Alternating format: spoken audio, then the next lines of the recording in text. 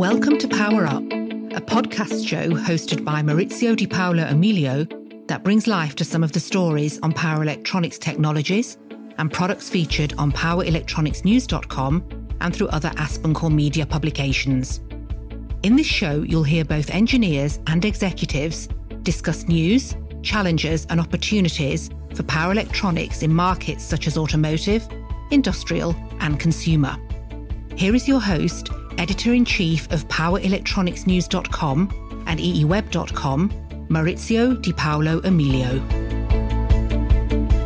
Hello everyone and welcome to this new episode of Power Up. Today we will talk about meeting the power demands of tomorrow, Renesas' role in AI and data center infrastructure. In this episode, our guest is Ivo Marocco, Vice President at Renesas, leading the worldwide business development, systems and solution marketing team for the Power Business Unit. This discussion would explore Renesas' strategic growth and technological advancements, emphasizing its expansion beyond automotive microcontrollers to power products, organizational restructuring, investment in silicon carbide, and contributions to data infrastructure, AI, and the EV market. We also analyze the measures for silicon carbide supply stability and the impact of key acquisitions on power technology. Let's talk with Ivo.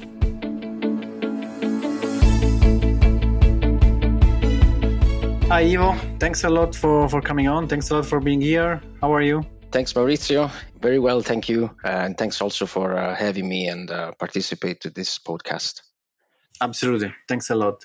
So today, as I mentioned at the beginning, we will talk about power technologies from Renesas' point of view. So I have prepared a couple of questions that I would like to share with you. The first question is about Renesas' portfolio expansion. So Renesas has been known for its strong presence in the automotive industry, but recent years have seen a significant expansion of its product range. So could you elaborate on how Renesas has expanded its portfolio beyond automotive microcontrollers to include a strong lineup of power products since acquisitions in the last years? Certainly. So the acquisition of other semiconductor companies started already, I think, in 2017 with Intersil, and then it proceeded with others like IDT, followed by Dialog Semiconductor. Most recently, we have announced, actually at the beginning of this year, Altium, and actually yesterday, as of yesterday, it was formalized also the acquisition of Transform, right? This is a part of a vision that puts Renesas amongst the top players in technology advancement. We're providing embedded digital platforms that are easy to use and integrate in end solutions and products is really critical to the success of the whole designer, producer, consumer ecosystem. So Renesas started by having a strong portfolio, as you said, of microcontrollers that were organically developed, and we're targeting mainly the automotive application space, but then analog connectivity and power products to attach to microcontrollers and system on chips came partially through those acquisitions of the above mentioned companies, but then also were internally developed as part of the strategy. So since the beginning of this year, with the reorganization of the business units by technology, the company created embedded processing, high-performance compute, focused on system on chips, analog and connectivity business units, and lastly, power, which is comprising of power management ICs and discrete power devices. The portfolio is extremely broad and covers a wide range of products that are suitable for a vast range of applications. Just to name a few, and I mention this because, interestingly, not everybody is aware of the fact that Renesas is a strong play in power. We have voltage regulators, LDOs, drivers, controllers, PMICs, multi-phase digital controllers, and smart power stages, intelligent power devices, BMS. There is, of course, a lot of these products, but of course also discrete power devices like MOSFET, IGBTs, and most recently also the focus in wide bandgap technology with silicon carbide and GaN. So Renesas will certainly continue to expand and invest in power management with the vision of attaching power to digital and attaching also more power to power to address the market needs across automotive, XEV, e-mobility, infrastructure, and computing with the rise of AI in cloud server farms, also AI at the edge, as we now call the consumer devices, and of course, last but not least, industrial mass market applications. So the company has undergone a strategic shift in its organizational structure to better align with the technological advancements and product development. How has the recent organizational restructure with the focus on technology and products rather than market segments positioned Renesas to better address the evolving demands of the power industry? Maurizio, thanks for asking this question, because this is actually an important shift that has happened in the company already this year. So reorganizing the business by technology and products has put Renesas definitely on path to achieving the 2030 vision of delivering more than $20 billion of revenue with healthy margins and long-term sustainable growth. So going from an organization that until now was, until the beginning of this year, was by market segment, as you mentioned, right? And shifting to product and technology organization has enabled a few, but very important, extremely important changes. First, it has created a synergy amongst technology groups, which means IP optimization, reuse, and also increased speed of development of new products and their derivatives. Second, it has also brought up opportunities to enormously optimize our own cost structure, since effectiveness and throughput will improve with such change. So the outcome of this is that we can also be more competitive in price without sacrificing quality, which I remind you and everybody else listening to the podcast that Renesas has been traditionally known for in the industry for many years. So on the other hand, Renesas Power itself is also a horizontal business group that looks at market segments and drives optimizations solutions to our customers with the explicit intent of providing a faster path to design and manufacture their end products. So for us, this change in the organization, simply put, is the essential move to scale. So we have a vision to accomplish, and we need a continuously evolving structure to support it. So let's talk about silicon carbide. So silicon carbide technology is becoming increasingly important in the power industry, and Renesas has made a substantial investment in this area. So could you discuss the strategic importance of Renesas $2 billion, I guess, please correct me, investment in silicon carbide technology and the collaboration with the Wolfspeed? Yeah, the number is accurate. Last year, Renesas announced this very crucial partnership with Wolfspeed in the form of a 10-year substrate supply commitment. So specifically in 2023, last year, nearly all semiconductors players understood the criticality of securing a certain capacity for the years to come in silicon carbide space. If you look at the automotive semiconductor growing contributors in the next decade, at the top, we have discrete power devices by far, right? They are basically the driving force of the growth. And they are followed by system on chips, and then analog, as the industry knows it, and microcontrollers are at the bottom, so to speak. Even though today the EV market is experiencing some softness, its content in terms of discrete power devices will continue to grow. And last year, nearly all major OEMs and tier ones in the automotive space have stipulated long-term agreements with silicon carbide providers. And as a consequence, this has created, if you will, a kind of a domino effect in having the semiconductor players wanting also to secure themselves substrate capacity as well. So perhaps, this dynamic may have been also a kind of an overreaction to prevent what we have experienced in 2022 and partially in 2023 with the shortage of microchips. So this could be, maybe an overreaction, but on the other side, only time will tell. What we can see today already is that there are signals towards a much more balanced and stable demand supply for silicon carbide that is going to normalize in a couple of years, starting in 2026. So in this scenario, Renesas rightly positioned itself to be ready to compete in the market. So the partnership with Wolfspeed gives us now the opportunity to be ready and to support also the incoming demand of silicon carbide devices that are, I think, as you pointed out, predominantly occurring for traction inverters in electric vehicles. If we look at the market, so given the current market slowdown and increased availability of silicon carbide, is important for manufacturers to define a strategy for the future. So as market conditions are expected to rebound, which could lead to supply constraints, what measure, from your point of view, should manufacturers implement now to ensure a stable supply chain and, of course, mitigate, solve potential issues in the future? And I would like also to have a comment in terms of 6 inches and 8 inches substrate for silicon carbide. Sure. So maybe I would start saying that the partnership with Wolfspeed is perhaps just the tip of the iceberg, or what is really the surface of it. There are more significant steps that Renesas as a company as a whole has taken, and power, right, from a power perspective, has taken in the direction of strengthening manufacturing and supply. We will begin production at the end of 2024 with 6 inches wafers using planar technology for silicon carbide. But we are already working on diversification in different directions.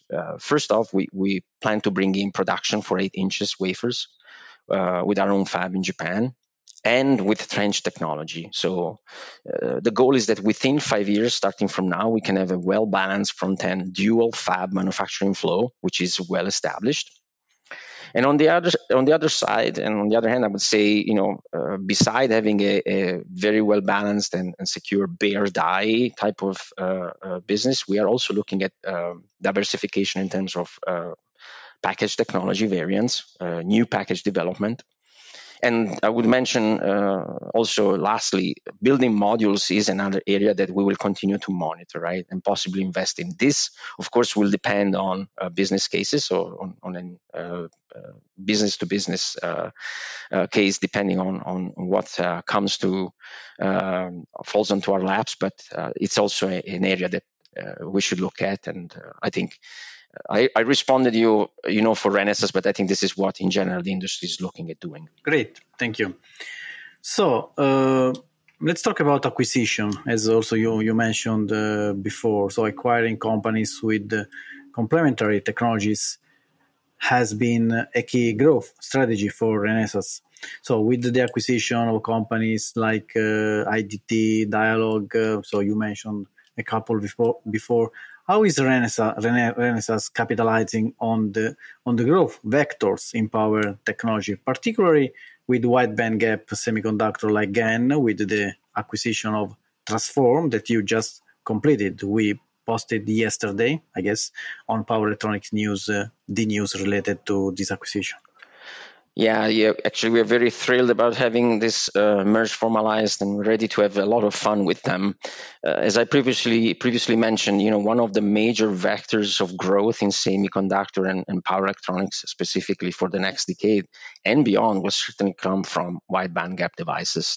This technology is definitely better positioned to sustain power systems with increased demand for highest efficiency and power density in a variety of applications that require a wide coverage of voltage ranges with a much faster switching frequency than traditional silicon-based devices.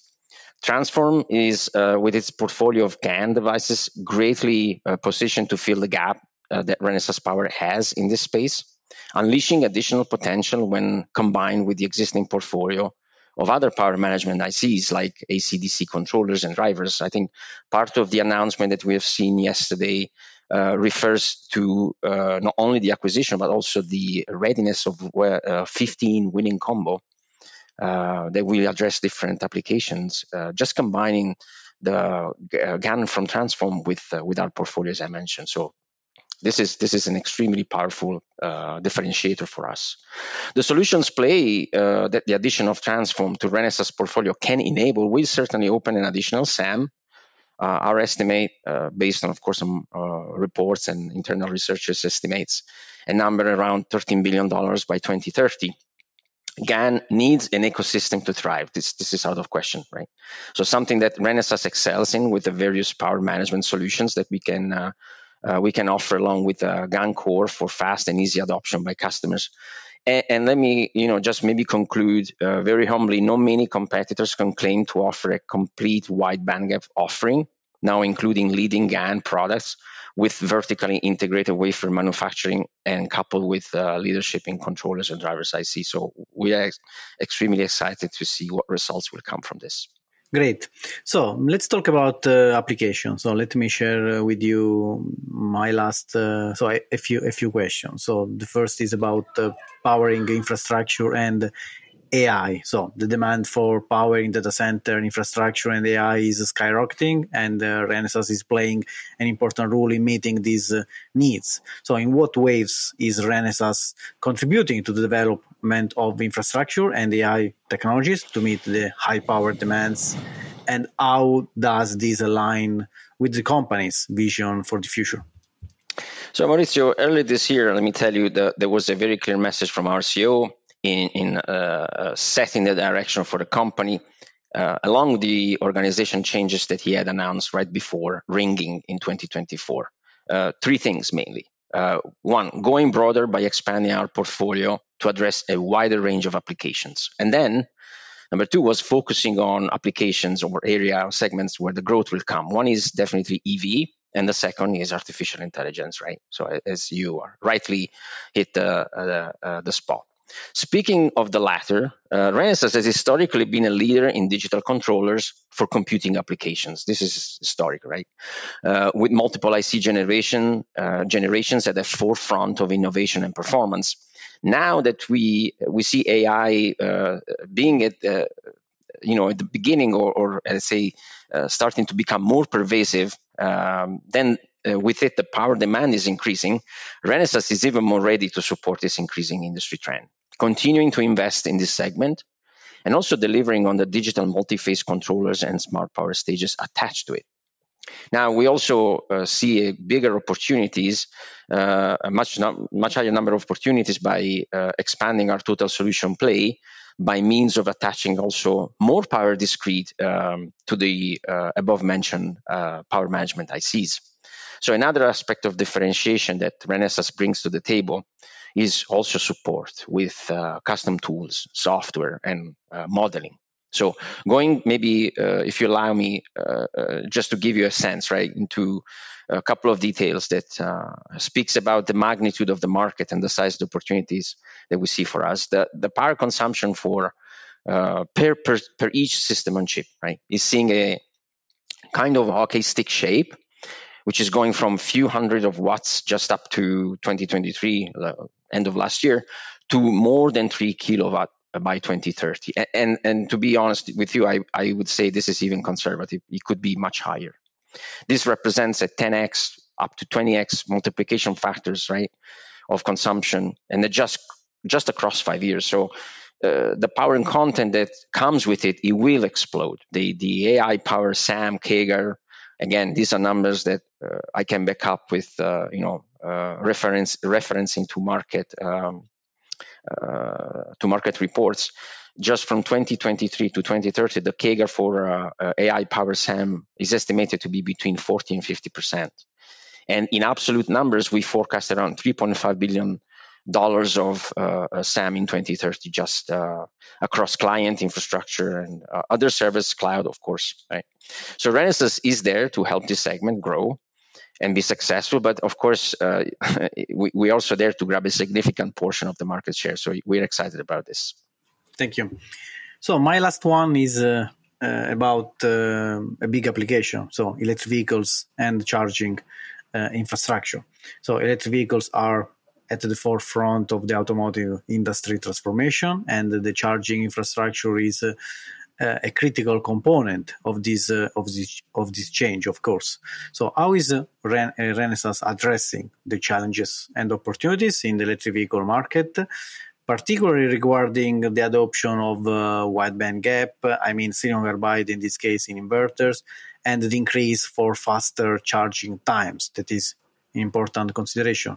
How do we balance the investments, in particular in powertrain and charging infrastructure. So these should travel together, I guess. Exactly. Yes, absolutely. So as you have observed, silicon carbide content will continue to dominate in traction inverter for EVs, right? As well as on the onboard charger side of things, portion of the vehicle.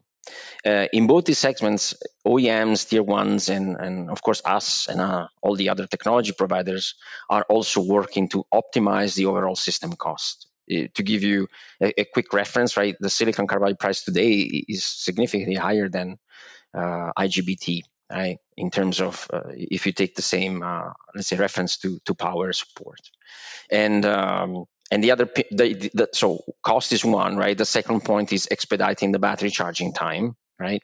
And the third is the infrastructure, as you mentioned. So many OEMs are also looking at increasing the adoption of the direction, of implementing 800 voltage system with hundreds of kilowatt hour for each battery, with the intent to, for example, push up to maybe 200 plus miles in less than 5 minutes, right?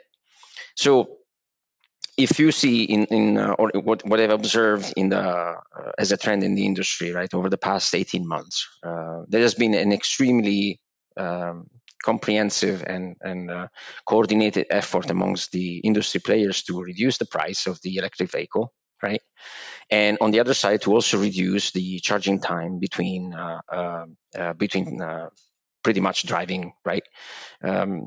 Trying to actually compress and be compatible with how long it takes, for example, today to fill a gas tank for a traditional combustion engine vehicle.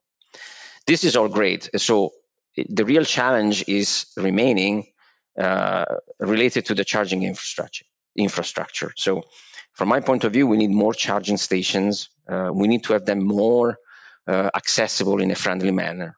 And Renesas is actually involved in providing turnkey solutions for charging infrastructures, not only for EV, but also other type of vehicles that belong to what we call, in the industry, e-mobility. For example, 2- and 3-wheelers are part of it.